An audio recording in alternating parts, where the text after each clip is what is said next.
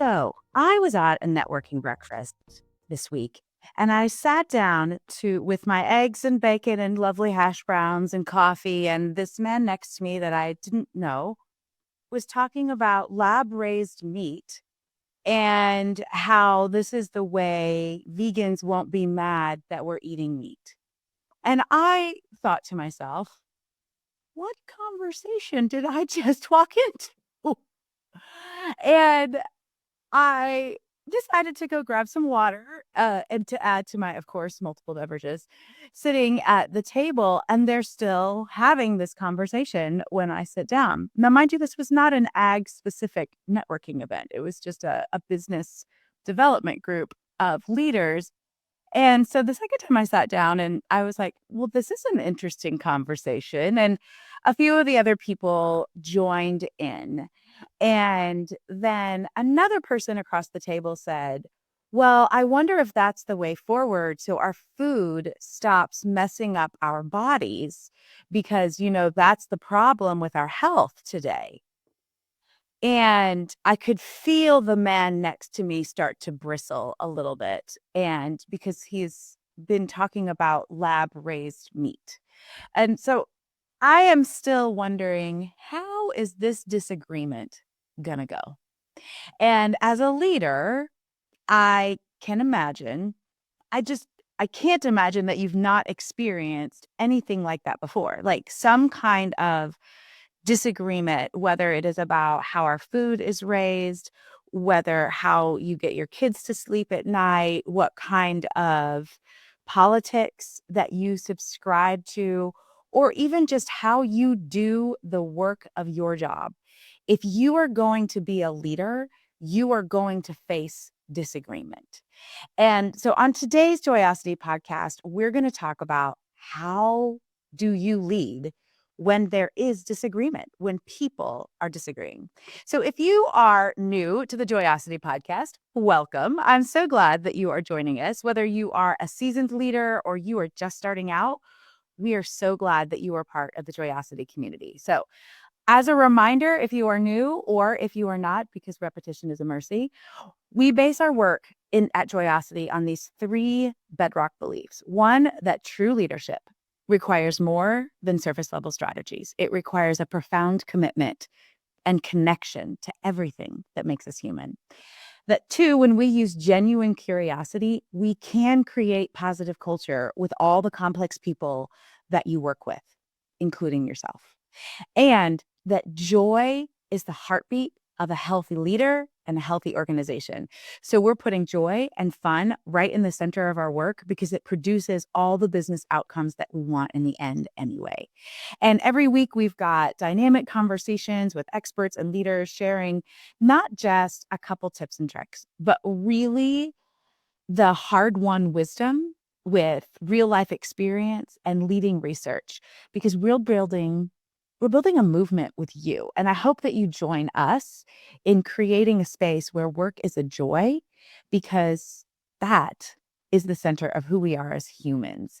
And it creates better businesses and better leaders. And I'm Jenn Whitmer. I'm an international speaker, leadership consultant, all around joy bringer, hosting you and guiding you along the way. And we always want to take the ideas that we talk about and put them into action. So today, especially, you're probably going to want a pen, pencil, your notes app, whatever, to record some of the things that we're talking about here today. I have my multiple beverages, as always, only two today, and to dive in. So back to this story about this apparent disagreement I sat in the center of.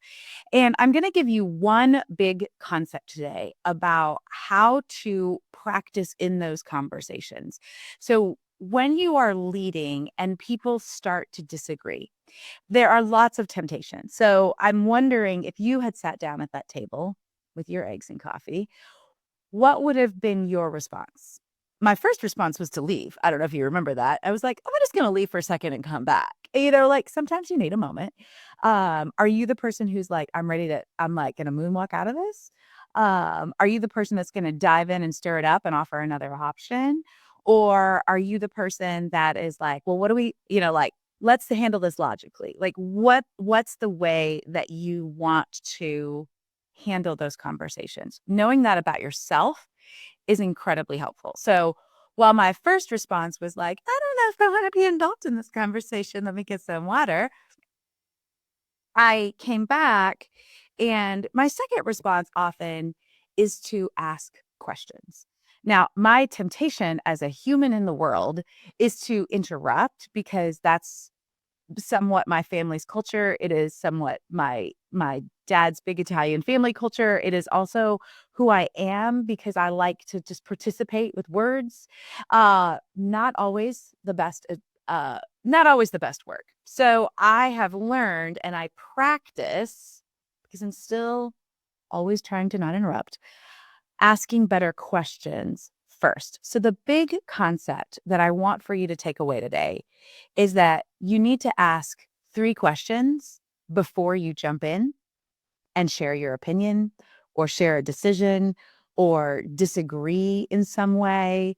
Um, when you face these types of disagreements, if you jump in with your opinion as the leader, you can miss a few things. One is that you can miss a perspective that you didn't even know that you needed because oftentimes we don't know what we don't know. Two, you can shut down what other people believe in a way that is inadvertently offensive. You don't even know that you've done it. And what that does is it breaks the trust between you and the other people that you're talking to. Now, I know that here we're mostly talking about the workspace. We're talking about you as a leader at work or in some kind of volunteer organization, but this applies at the holiday table. If you experienced anything like this at Thanksgiving last week, you might get a do-over in a few weeks. So when you just jump in without listening, you really break the trust with the people that you're talking with. And trust is a key glue. We talked all last month about connection being the glue, and trust is a part of that. Connection is the trust. Connection and trust are the glue of leadership. That's what brings people together. And when you jump in with your opinion, even if it is a well thought out opinion, even if you think it is absolutely correct, you will shut down other people in a way that breaks trust. So that doesn't help your case.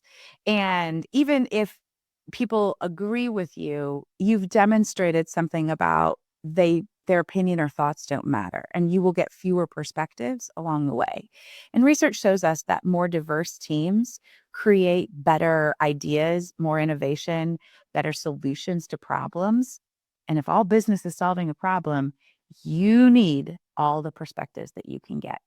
So those are the 2 big reasons why asking questions first will bring you better results in the end. So, and the reason 3 is it takes a little bit of time, one, for you to regulate your emotions if it's a really high stakes disagreement. But it also takes other people that time to regulate their emotions. But 3 questions really starts to pull at the deeper ideas. You tend to get to the root of the concern. You tend to get to at least closer to the root and out of sound bites, especially when we're talking about issues out in the world, not necessarily even related to the project that you're working on or the work that you do. We all hear things, and sometimes it's just easy to parrot that if we decided we agreed with it and we just parrot somebody else's idea. And then somebody asks a question, I have to think about that a little bit deeper. And you have to get to the underlying root issue. So that's why 3 questions are so powerful. So even if you don't remember anything else today, if you've listened to this as a leader, asking 3 questions before you jump in with either a solution, your opinion, a different thought is a powerful way to get at the root of someone's idea, their feelings, their beliefs, create and develop that trust and sense of belonging, and bring you perspectives, again, that you didn't even know that you needed. So, what are, if I'm saying ask 3 questions, what are the 3 questions that you ask? Well, There are all types of different questions. I'm just going to share several of them. So this is where you're probably going to want to get out something to record. You can always go back and listen to the podcast, which I love that you do. And please rate and subscribe and share with your friends. But if you might want to pull out a pen, piece of paper, open the notes app while you're listening, grab a computer, if a Notion page, whatever you record things. And I'm going to take a sip of water while you do it, because I've been traveling so much. My voice is very tired after multiple speaking events, 10 planes, and a trip to Disneyland. So, when you're asking these questions, my favorite of all types of questions is, can you tell me more? Sometimes you can make it a statement, tell me more, tell me more. Sometimes if it's with my really close friends, I will say more words. Like I say that often with my kids or close friends, people that I have deep relationships with that are both personal and professional. I will say more words. Can you tell me more? Or just tell me more. And that open-ended question allows the other person in the conversation to elaborate and really consider for themselves what the deeper issue is without you really guiding it somewhere. And what that allows for you to do is really you can see what they really want or what they're really thinking, because they may take it in a direction that wasn't where you ever thought it was going. So when we sat at this table and the man next to me was talking about lab-raised meat and the man across the table was saying, is that going to solve all of our metabolism problems that food has caused? That was the question that I asked. I was like, can you tell me more about that? That's all I said. And then he started elaborating and he started sharing the fact that I was just listening to this podcast. And so, I only listened to it for like 30 minutes, but I heard all of this stuff. And he starts to elaborate on what the podcast said. So sometimes you start to realize, wait, is that really what you think, or is that just what you heard? So when you ask, tell me more, you can ask a better second question. So I always love that question first. So can you tell me more? Tell me more about that. It's just a beautiful way to allow the open-ended conversation to flow to get to the deeper understanding. Another question that I think is really powerful after the first one, if it doesn't come out in the first one, is like, oh, where did you hear that? Where did you get that information? What are some reasons you drew that conclusion? Depending on your work, you could say, oh, where did you get that data? Where did you read that? Where did you find that out? So you're asking for sourcing without being like, can you give me the bibliography, please? Like, cite your sources, people, like, blah, in that really aggressive way. But really, you're asking, and again, this open-ended way with curiosity. Oh, where did you find that out? Where did you get that information? Or who told you that? With a sense of curiosity and lightness, you will again start to hear more about where did that information come from. And I think that one in particular is really powerful in two specific circumstances. One, in an office where you have cross-functional teams. So you've got digital working with research, working with marketing, working with customer experience, working with legal and compliance, like all of these things are working together. And somebody is saying words that you're like, I don't know if I agree with that. Internally, that's what you're thinking. And you're like, hey, who told you that? Where did you get that information? Then you find out, oh, which part of the team is sharing that. And if it is incorrect, if it is nuanced, if it's yes, and you find out so much more when you ask that type of question. Where did you hear that, or who told you that? And again, your tone matters. Your tone matters, friend. So as you are thinking about that question, make sure you ask it with a genuine sense of curiosity and lightness, and that you are listening all the way to the end. A friend of mine who is a fantastic speaker here in St. Louis, she has the same problem of interrupting that I do, and she's like waiting for her turn to talk. And she will literally cover her mouth, like hold her own lips so she doesn't interrupt. And you will see me do things like that too, because I'm trying really hard not to interrupt and really listen. It doesn't usually come when I'm trying to disagree with you. It comes because I'm excited about what you're saying. But it does come out if somebody has said something that I think is totally off base, that I think is not factual. That is when I have a hard time not interrupting. And so make sure, even when you ask that question, where did you find that information, or where did you hear that, or who told you that you're not interrupting to correct. You will have your opportunity. Make sure you listen all the way to the end.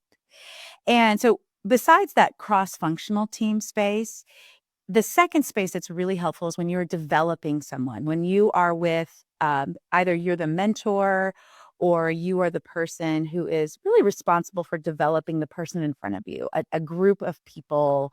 And when you ask who told you that, you find out sometimes it's not even somebody in your organization, it's an original mentor.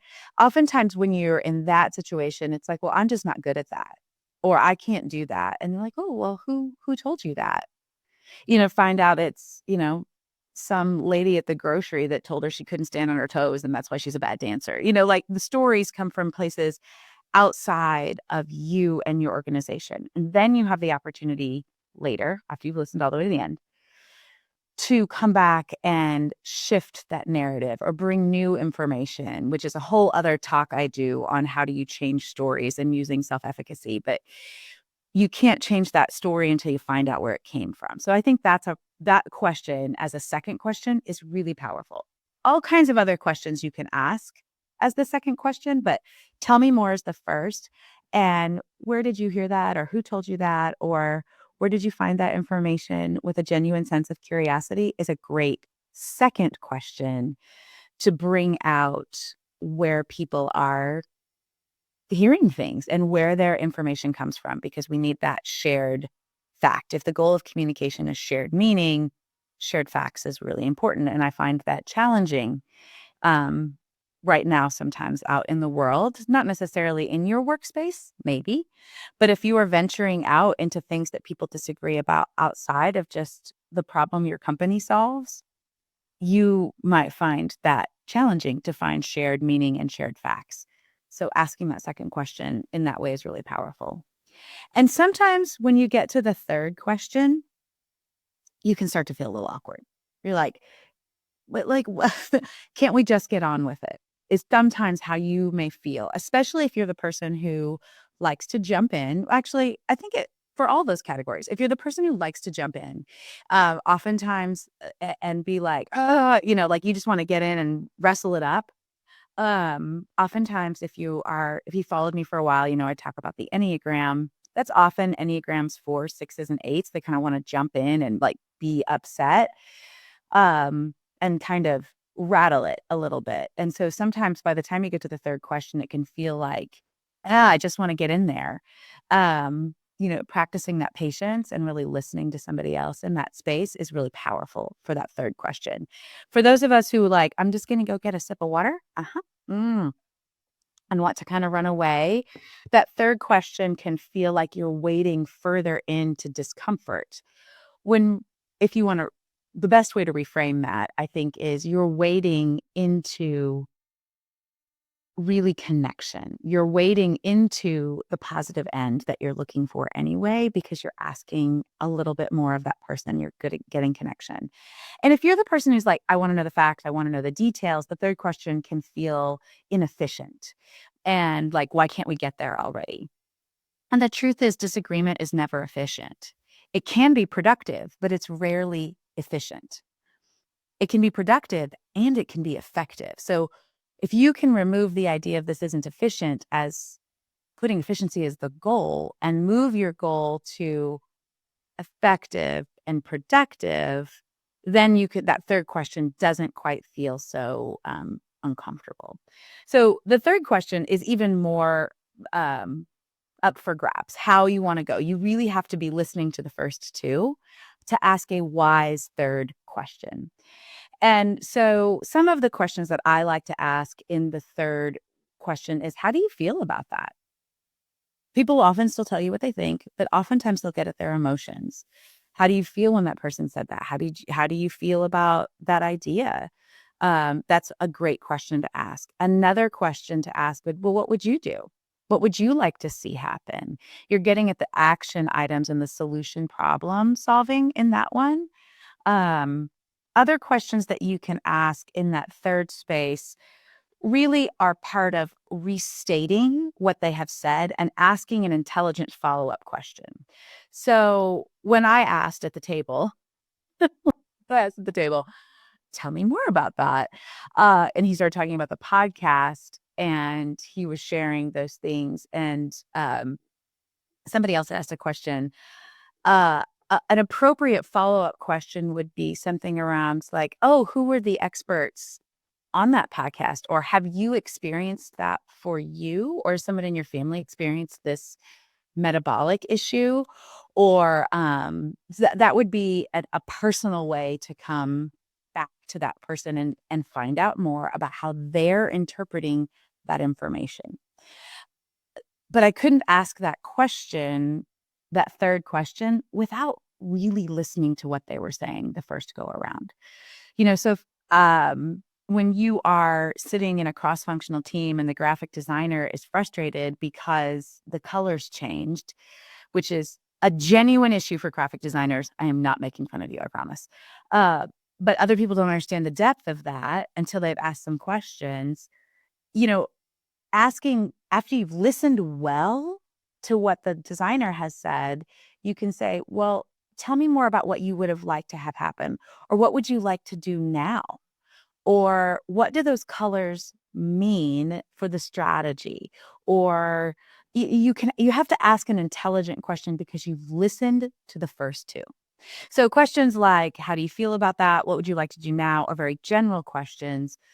But you, as a leader, have a lot of wisdom. I know that you do. And you can ask an intelligent question if you've listened to the first two.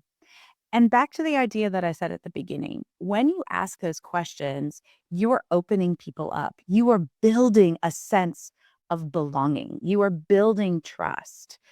And you are building this idea that you need perspectives from other people, which is the powerful space of a leader. And one of the things I learned from Kwame Christian years ago was that the person asking the questions is the person leading the conversation. Sometimes we think that questions are weak. That can be this thing out in the world. Like, I don't have any questions. I know everything, which is always a lie. I always have a question. And we absolutely never know everything. So when you ask these questions in a space of curiosity, not only are you building belonging and you're building trust and you're getting these perspectives, you're actually the person leading the conversation. Asking better questions in disagreement is the way to lead people. Now, obviously, at some point, you will have to make a decision. But when you have asked 3 questions before you as the leader jump in, you're going to build a team who is going to know that their opinions matter, that their perspectives matter, that you do want to hear what they have to say. And then here's the secret sauce. After you have made a decision, this is really important. And especially if you didn't get to choose what the team wanted or what a person on the team wanted, go back and explain your reasoning. Because that demonstrates not only that sometimes decisions have to be made that we don't all agree with and we can disagree and commit, which is again another thing, but it shows respect for who they are. I heard you. I know this is important to you. Here are the reasons why I had to make it, or I chose to make a different choice. Claim your decision. Don't blame it on somebody. Did you hear my language there for a second? I was like, I had to make this. It was out of my hands. Nope. I, as the leader, here's why I made that decision. And I know that isn't the way you wanted it to go. And what I hope is XYZ can happen because we made that decision that way. That's the secret sauce at the end, because you have to go and act. You can't just, ask questions and not make decisions and then not act on anything. So as you sit in conversations like at this networking breakfast, which we didn't, in some ways I wish that we could have kept having the conversation. The breakfast part was over. We had to start doing the introductions and the speaker and those kinds of things. But we were really getting somewhere as I was listening to these two people who were not in a heated argument, but definitely not a casual conversation when I sat down with my coffee and eggs. And the power of asking 3 questions before you jump in really expanded the perspectives and lowered the intensity of the conversation. So as you think about heading into December, what are the big conversations that you're having? They may be around politics, and they may be around the plans for 25, and they may be around end of year reviews. There are lots of conversations where you have the ability to pause and ask 3 questions before you jump in.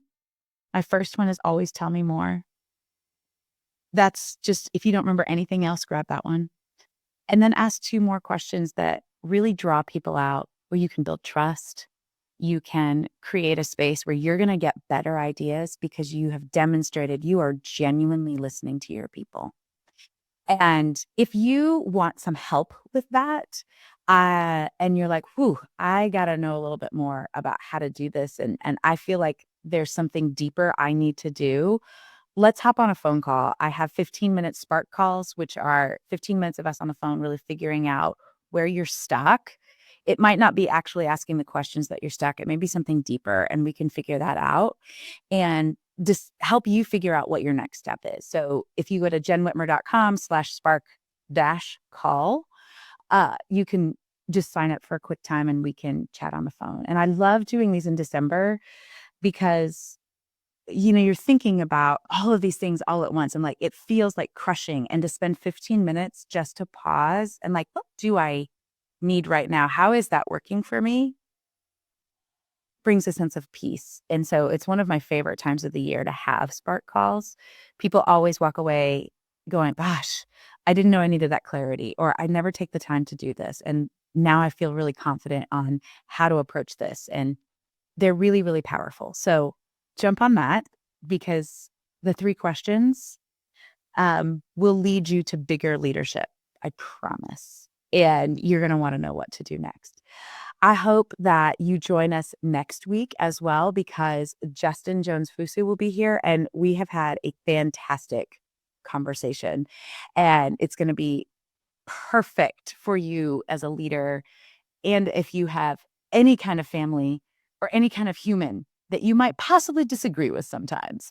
So make sure that you tune in next week, because it's going to be just a really great conversation. So let me put my coach hat on for just a moment. Don't just leave this here. Take a moment. What did you learn? What's your next tiny action step? Share this episode with someone and tell them what you're going to do. Check the show notes for all the links and connect with us on LinkedIn and all the other socials, or just drop me an email at Jenn with 2 N's at jennwhitmer.com. We want to keep this conversation going with you. I know your earballs have a lot coming at them. So thank you for listening to the Joyosity podcast and being a part of our community. Please take a moment to rate and subscribe. It helps more people join us in the movement to create positive culture with complex people. So work is a joy, people are whole, and organizations flourish. Can't wait for you to join us next week.